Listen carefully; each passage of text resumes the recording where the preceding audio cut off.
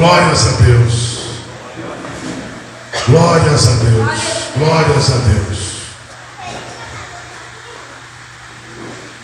Nós hoje vamos estar refletindo sobre as revelações do nosso Deus para a sua igreja. O livro do Apocalipse é o livro das revelações. A expressão Apocalipse quer dizer remover o véu ou revelar o oculto. Apo quer dizer véu, oculto, e calipsis quer dizer remover ou revelar.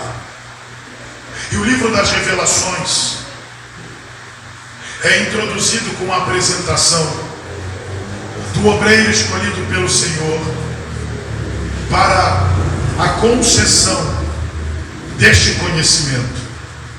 A Bíblia nos mostra que o apóstolo João, que foi um dos 12, dos primeiros 12 apóstolos do Messias, que foi considerado o mais amado dos discípulos, porque ele foi o discípulo que reclinou, recostou a cabeça sobre o ombro do mestre. Foi ele também, dos 12, o último a conhecer a experiência da morte. A Bíblia nos mostra que por volta do ano 95, depois de Cristo, ou da era cristã, o apóstolo João, que iniciou seu ministério com Jesus na Galileia, que estava em Jerusalém no dia do Pentecostes, quando o Espírito Santo foi derramado, e que foi testemunha e uma das colunas da igreja em Jerusalém, o que é inclusive confirmado pelo evangelista Lucas, em Lucas 15, quando a Bíblia mostra que o apóstolo Paulo e o apóstolo Barnabé, que pertenceram a outra geração de apóstolos, se dirigiram até Jerusalém para, junto do apóstolo Pedro, encontrarem-se com os anciãos da igreja para debater a questão dos rudimentos judaicos, da doutrina judaica dentro do cristianismo, ou o cristianismo em comparação com a doutrina judaica. E a Bíblia nos mostra a sua relevância, pois Paulo, na carta aos Gálatas, destaca que numa de suas viagens a Jerusalém, no 17º ano de sua conversão, ele vai a Jerusalém para ter um encontro com os apóstolos. E ele destaca que esteve a companhia de Pedro, Tiago e João. Então você e eu sabemos que este apóstolo, que foi importante na propagação do Evangelho, na ocasião em que escreve o Apocalipse, está vivendo dentro de uma outra região, dentro do Império Romano, chamada Ásia Menor. A Ásia Menor era uma das províncias do Império Romano, e nela nós vemos que houve uma grande penetração do Evangelho, uma grande aceitação do Evangelho. A primeira Bíblia narra em Atos 19 que o apóstolo Paulo chega à cidade de Éfeso e encontra 12 discípulos que haviam sido evangelizados por um certo Apolo, um pregador veemente, que conhecia apenas o batismo de João Batista. E a Bíblia nos mostra que o apóstolo Paulo pôde contribuir com o seu ministério, dando a estes homens um conhecimento das coisas que haviam acontecido depois que eles foram evangelizados, porque eles não tinham detalhes dos eventos ocorridos em Jerusalém, como a morte, a ressurreição de Jesus, o batismo com o Espírito Santo, que era cumprimento da promessa de Joel. E a Bíblia conta que Paulo, impondo sobre eles as mãos, foi instrumento de Deus para que eles conhecessem o batismo com fogo. E a Bíblia conta que eles estiveram com Paulo durante os primeiros meses, os primeiros 3, 4 meses, na sinagoga da cidade de Éfeso, onde havia uma colônia judaica e um centro de estudos da Torá. E a Bíblia conta que depois de alguns acreditarem no Evangelho, Paulo vai para a escola de um certo tirano, de quem até hoje não se sabe ao certo se tratava de um homem, de um erudito da região, ou se Tirano era algum outro personagem na história. Mas a verdade é que ali a igreja de Éfeso foi uma matriz, uma igreja responsável por discipular e enviar obreiros para outras cidades. E é atribuída à igreja de Éfeso a expansão do evangelho na região. E é sabido que o evangelho chegou a Pérgamo, chegou a Esmirna, chegou a Tiátira, Sardes, a Laodiceia, a Colossenses, a Filipos. E a Bíblia nos mostra que a igreja ali estabelecida triunfou sobre as resistências espirituais e foi usada por Deus para que toda aquela região fosse evangelizada.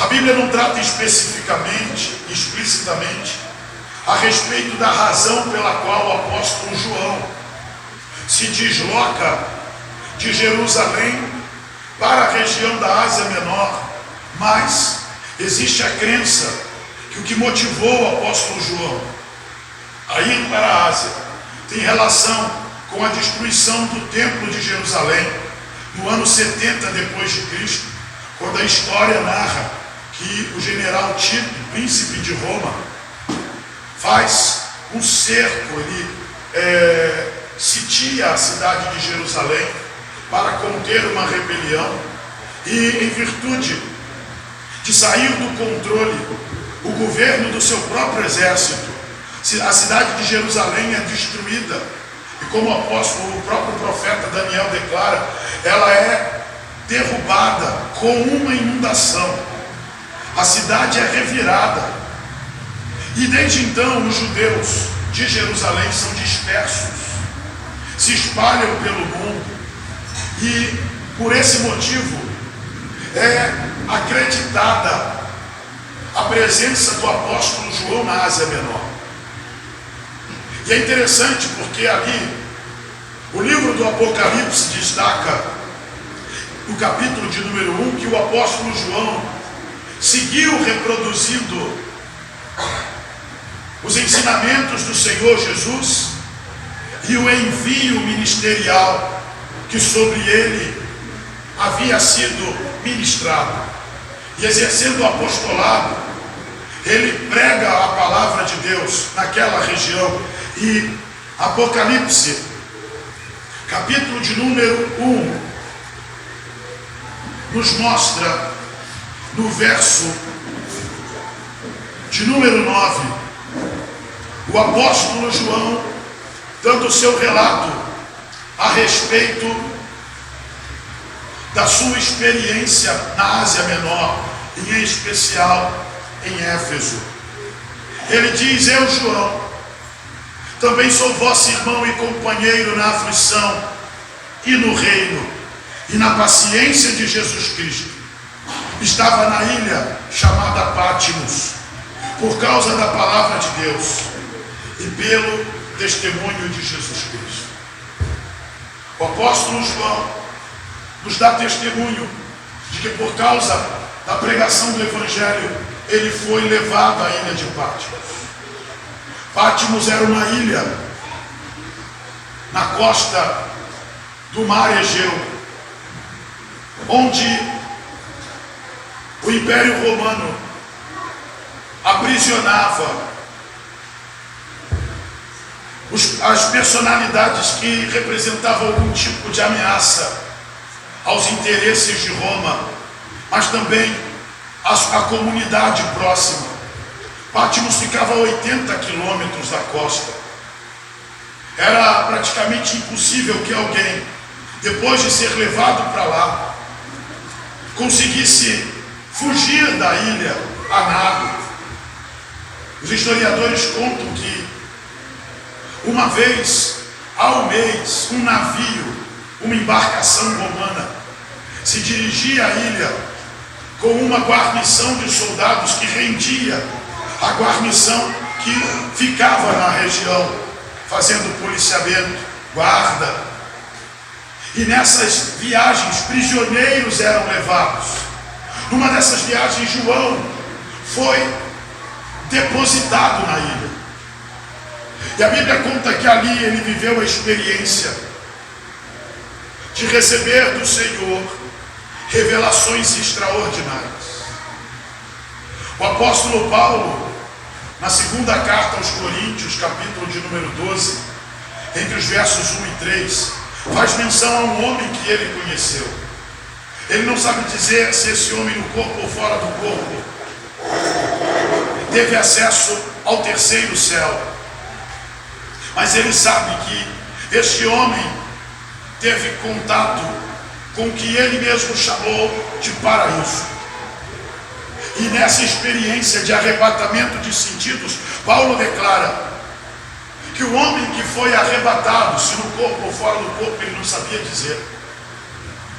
Esse homem ouviu coisas que são inefáveis, que ao homem não convém dizer, coisas maravilhosas. Obviamente, hoje nós entendemos que Paulo falava dele mesmo,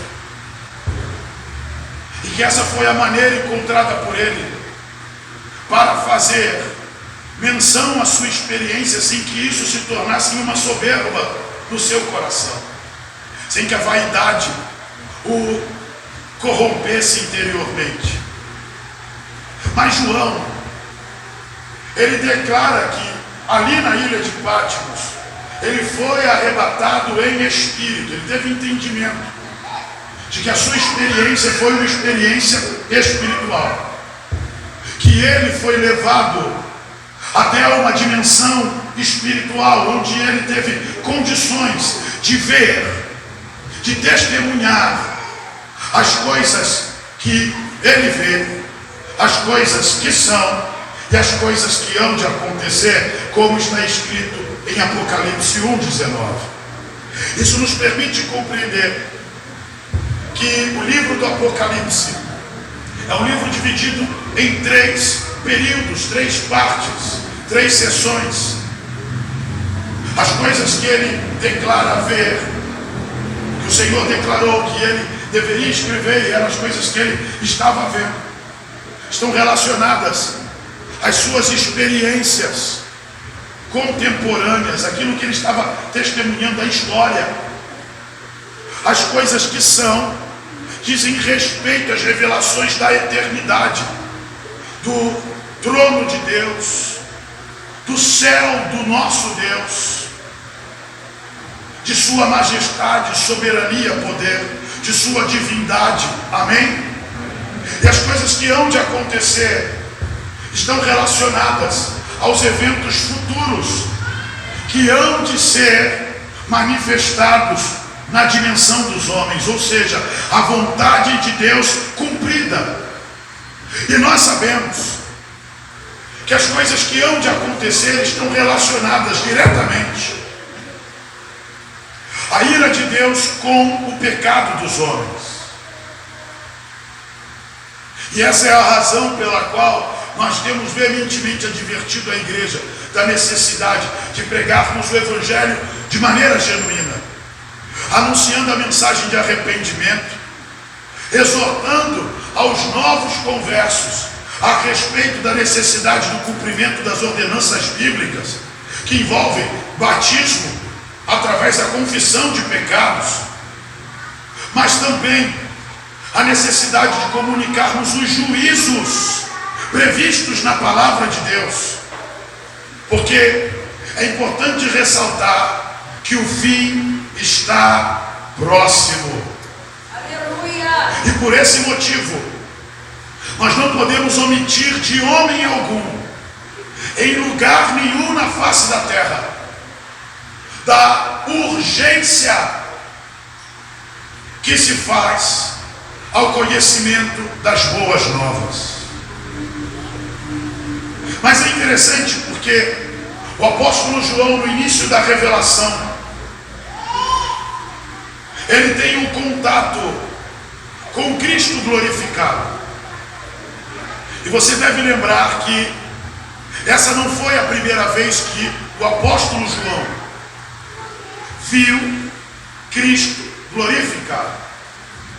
Ele, na companhia de Tiago e de Pedro, já havia testemunhado a glória de Cristo no Monte da Transfiguração. Em Mateus capítulo 17 é narrado que o Senhor Jesus chamou esses 3 discípulos para orar à parte. E enquanto eles estavam no monte, eles viram o Mestre Jesus ter o seu corpo e as suas vestes expandidas em glória. E enquanto Jesus revelava a sua majestade, a sua glória no monte, você deve lembrar que 2 personagens do Antigo Testamento são descritos ali. Eles dizem que apareceu no monte Elias e Moisés, ou Moisés e Elias. E Moisés era uma representação da lei, Elias um representante dos profetas. E o texto conta que Moisés, Elias e Cristo conversavam a respeito das coisas que estavam escritas na lei e nos profetas que deveriam se cumprir. E este encontro foi o encontro-chave, porque no capítulo anterior Jesus institui a igreja, e o capítulo 16 é concluído com Jesus explicando para os seus discípulos que necessitava que o Filho do Homem, ou seja, o Messias, fosse até Jerusalém e padecesse e morresse. E ali no Monte da Transfiguração, eu imagino quanto conhecimento, quanta revelação saltou aos ouvidos dos discípulos. Pedro chega ao ponto de sugerir que fossem feitas 3 tendas. Eu acho que se eu estou ali, eu também ia pedir algo assim. Ele tentou criar ali um centro do conhecimento, uma bienal profética, com palestrantes, não internacionais, mas eternais. E a Bíblia nos mostra que essa foi a primeira vez que o apóstolo João viu Cristo glorificado. A questão é que em João 17 não há um detalhamento da pessoa de Jesus glorificado. Não há uma descrição de como ele era glorificado. Mas em Apocalipse capítulo de número 1, o apóstolo João nos dá uma descrição de Cristo em glória. O mesmo Jesus que ele viu ascender aos céus, agora na eternidade, ele tem a aparência de glória a que eu e você, na nossa imaginação, atribuímos a ele. E o texto descreve como estando vestido de um longo vestido de linho fino. O texto diz que ele tem um cinto de couro na altura do peito, símbolo do seu sacerdócio real. A Bíblia diz que os seus cabelos são brancos como a neve. Aleluia! Os seus olhos são como chamas de fogo. São olhos que penetram. O texto conta que os seus pés são como latão reluzente. E a Bíblia ainda dá o detalhe de que esse latão reluzente é como o metal quando sai da fornalha, ou seja, são pés incandescentes. Diz que da sua boca sai uma aguda espada de 2 fios. É interessante porque Hebreus 4,12 diz que a palavra de Deus é viva, é eficaz, é mais penetrante que qualquer espada de 2 fios. Diz que ela penetra até a divisão da alma, do espírito, das juntas e medulas, discernindo os pensamentos e intenções do coração. E assim nós conseguimos compreender que o escritor aos Hebreus não se referia apenas da letra, mas podemos afirmar que a sua definição sobre a palavra de Deus também é uma tipificação do próprio Deus, ou seja, o verbo, o Logos, o Cristo. Então preste atenção, porque tudo que eu te contei até aqui, o apóstolo João, apesar de não estar descrito em Mateus 17, ele já havia visto. Ele já havia visto Cristo glorificado. E tudo que ele relata no capítulo 1 são coisas que ele já havia testemunhado. Por isso, você não vai ver no capítulo 1 João preocupado em me explicar o significado das vestes de linho, o significado do cinto de ouro, o significado do cabelo branco, o significado dos olhos de fogo, o significado dos pés reluzentes, da aguda espada que saía de sua boca. Mas ele vai dar detalhes de 2 elementos que com toda certeza não estavam presentes na sua primeira experiência com o Cristo glorificado. Ele vai destacar em Apocalipse capítulo 1 que ele está no meio dos 7 castiçais. E vai dizer que ele tem na sua destra as 7 estrelas. Repita comigo: os 7 castiçais de ouro e as 7 estrelas em sua destra. Essas são as únicas 2 questões a quem o apóstolo se dedica a dar explicações no capítulo 1. E você vai abrir comigo o capítulo 1 de Apocalipse. E você vai ler comigo o verso de número 20. Porque ele trata os 7 castiçais e as 7 estrelas como um mistério. O que é um mistério? O mistério é um conhecimento oculto. É algo que não pode ser compreendido sem revelação. Então preste atenção, porque ele faz menção às 7 estrelas e aos 7 castiçais no verso 20 do capítulo 1, dizendo assim: o mistério das 7 estrelas que viste na minha destra e dos 7 castiçais de ouro. As 7 estrelas são os 7 anjos das 7 igrejas, e os 7 castiçais que vistes são as 7 igrejas. Veja que ele não havia ainda tido a oportunidade de testemunhar o Cristo no meio dos castiçais, e nem havia tido a oportunidade de testemunhar as estrelas em sua destra.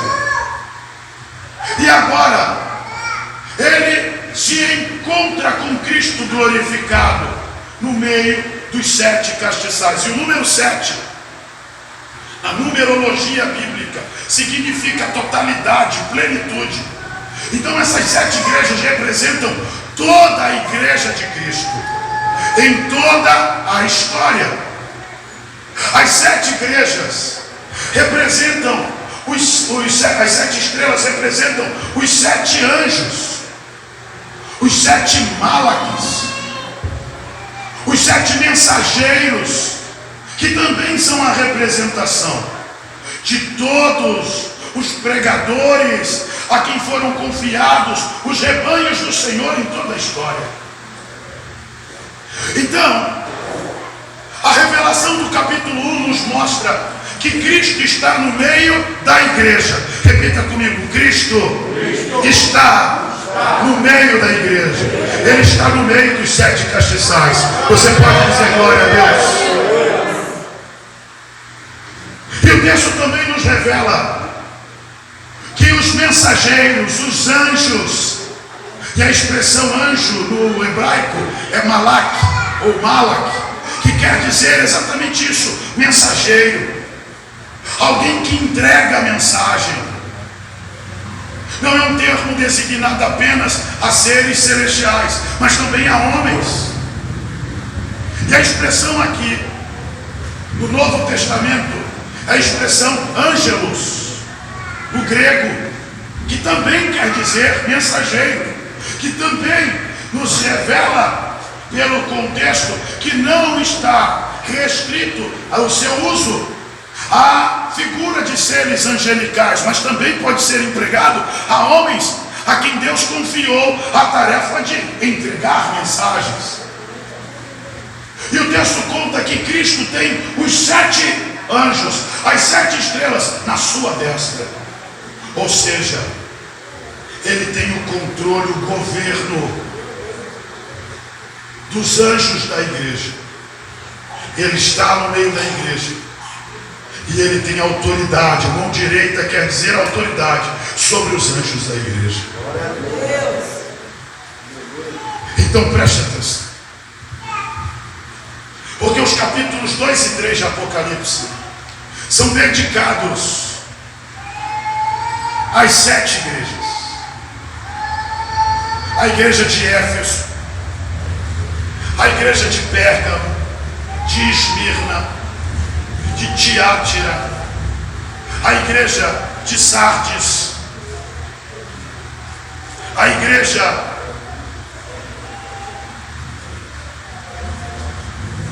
de Filadélfia e a igreja de Laodiceia.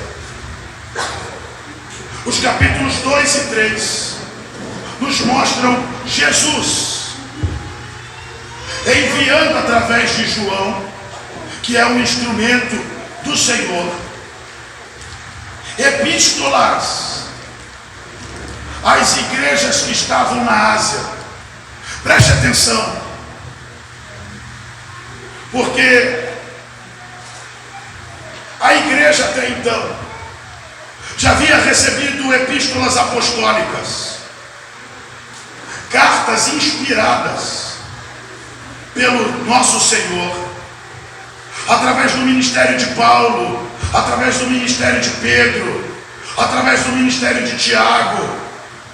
Eles haviam recebido instruções doutrinárias pelos apóstolos. E a igreja é sustentada, é fundamentada na doutrina dos apóstolos. Os irmãos lembram que existem 3 gerações apostólicas. A primeira geração é o apóstolo do Pai, o próprio Jesus. Em João 20, 21, ele diz: assim como o Pai me enviou, ou seja, o Pai designou o Filho. O escritor aos Hebreus, em Hebreus 3:1, diz que Jesus é apóstolo e sumo sacerdote da nossa confissão. Então, a base da doutrina apostólica são os ensinamentos de Cristo. Amém, irmãos? Amém. Mas João 20, 21 diz que assim como o Pai o enviou, ele também enviou os discípulos. Ele disse: eu também vos envio. E os 12 foram enviados por ele. Atos 13:3 diz que o Espírito Santo disse: apartai-me Barnabé e Saulo para a obra que os tenho chamado. O Espírito Santo separou Barnabé e Saulo e os enviou. E Paulo e Barnabé, em Atos 14:14, são chamados apóstolos, a terceira geração. Então nós sabemos que existe o apóstolo do Pai, os apóstolos do Filho e os apóstolos do Espírito Santo. Paulo ainda destaca que Andrônico e Júnias, seus parentes, foram apóstolos antes dele, ou seja, o Espírito Santo já vinha trabalhando e levantando outros enviados, porque a palavra apóstolo quer dizer enviado. Então preste atenção, porque a igreja já estava familiarizada com a ideia do recebimento de instruções doutrinárias por meio de cartas. E quando uma igreja recebia uma carta, a carta era lida e depois transcrita e compartilhada com outras igrejas, amém? E assim que foram gerados documentos oficiais, e dessa maneira nós tomamos conhecimento da doutrina dos apóstolos por meio da Bíblia Sagrada. Cada uma dessas cartas compõe o cânon do Novo Testamento, depois de serem examinadas por eruditos que encontraram nelas evidências de inspiração divina. Uma outra evidência disso é que o próprio Pedro, na segunda carta que ele escreveu, recomenda a leitura da carta de Paulo, mesmo reconhecendo que o caráter literário de Paulo era de difícil compreensão, que Paulo era um homem que escrevia de maneira erudita, com palavras difíceis de entender. Então preste atenção, porque o que está acontecendo aqui em Apocalipse é algo que deve chamar a nossa atenção. Por quê? Porque não é o Espírito Santo inspirando os apóstolos a escrever. É o próprio Jesus, o Filho de Deus. Repita comigo: Jesus, o Filho de Deus, o Cristo, que atraiu o apóstolo João em espírito até a eternidade. E lá o próprio Senhor deu a ele ordens para que ele escrevesse as 7 igrejas que estão na Ásia. Apocalipse 1:11. O Senhor disse para ele: o que vês, escreve-o num livro e envia-o às 7 igrejas que estão na Ásia: a Éfeso, a Esmirna, a Pérgamo, a Tiátira, a Sardes, a Filadélfia e a Laodiceia. Então o que ele escreveu nessas 7 cartas são um conteúdo essencial ao êxito da igreja nos últimos dias. Preste atenção, porque Paulo, na carta aos Efésios, nos conta um mistério. No capítulo 5, ele faz menção ao relacionamento matrimonial, e ele diz lá que as mulheres devem ser sujeitas aos seus maridos, como a igreja está sujeita a Cristo. Diz que o marido deve amar a sua mulher como Cristo amou a igreja e a si mesmo se entregou por ela. E aonde é que está o mistério? O mistério é este: o matrimônio é um reflexo da eternidade. O matrimônio é uma tipificação da relação entre Cristo e a igreja. É uma tipificação do cabeça e do corpo. Quem está entendendo isso? Então as cartas do Apocalipse representam a cabeça cuidando do corpo, Jesus cuidando do seu corpo. E o seu cuidado com o corpo é tão grande que ele trata do corpo por partes. Repita comigo: ele trata do corpo por partes. Veja que ele escreve as 7 igrejas. Como você já sabe, elas estavam na Ásia Menor, e uma igreja estava próxima a outra. O acesso entre elas não era dificultoso em virtude das estradas imperiais, mas cada uma delas, dentro do seu contexto, carregava características especiais. E como te prometi, Nós vamos destacar duas igrejas aqui hoje à noite. Embora nós possamos enxergar nas outras igrejas características importantes, eu amo a igreja de Éfeso, porque é uma igreja que sempre me faz refletir sobre a minha própria espiritualidade, para que eu me lembre todos os dias que eu não posso abandonar o primeiro amor e as primeiras obras, de que além da eficiência ministerial, eu preciso ter um coração segundo o coração do Senhor. Mas hoje aqui nós lemos sobre a igreja de Laodiceia. E a igreja de Laodiceia estava numa região entre duas cidades, Hierápolis e Colossos. Ela estava no ponto central entre essas duas importantes cidades dentro do Império Romano e da Ásia Menor. Laodiceia tinha características importantes. Ela se destacava porque das 7 igrejas da Ásia, das 7 cidades mencionadas, Laodiceia era a cidade mais próspera, porque ela possuía um relevante sistema bancário, ou seja, ela cuidava do patrimônio dos ricos, ela convertia tesouros, mas não se destacava só por essa razão. Em Laodiceia, eles conseguiam produzir lã em grande escala, em grande quantidade. Lá havia uma poderosa indústria manufatureira. Eles produziam muito tecido. E em Laodiceia havia uma escola de medicina, onde a cadeira de oftalmologia, o cuidado dos olhos, era um dos destaques. O colírio produzido em Laodiceia era uma das maravilhas científicas daquele tempo.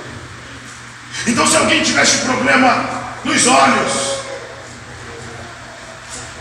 certamente ou faria aquisição de um colírio produzido em Laodiceia, ou se deslocaria até lá para fazer tratamento. Eles forneciam tecido e eles se vangloriavam da sua capacidade econômica. É interessante porque essa cidade também, apesar de ser uma cidade muito rica, tinha um problema: o abastecimento d'água. Eles tinham dificuldades com o suprimento deste mineral à sua população. Então, o que eles faziam? Eles utilizavam a sua capacidade econômica para produzir uma rede de abastecimento. E eles traziam água de muito longe. Eles canalizavam a água de Hierápolis, onde haviam fontes termais, onde haviam águas quentes, águas que eram utilizadas inclusive para terapias. E canalizavam água de Colossos, onde havia água fria, água fresca, gelada. Qual era o problema? O problema é que a água canalizada, a água levada para Laodiceia pelos aquedutos, quando saíam quentes de Hierápolis, chegavam em Laodiceia mornas. A água canalizada de Colossos que saía fria lá dos Colossenses, quando chegava em Laodiceia, ela chegava morna. Então você está conseguindo fazer uma leitura da região. Uma cidade rica, com um sistema bancário, com uma indústria manufatureira, que produz lã em grande escala, uma escola de medicina, mas com um problema: o abastecimento d'água.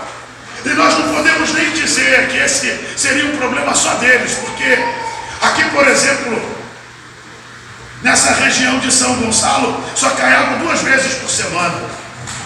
E quem não consegue armazenar água, nem água morna tem.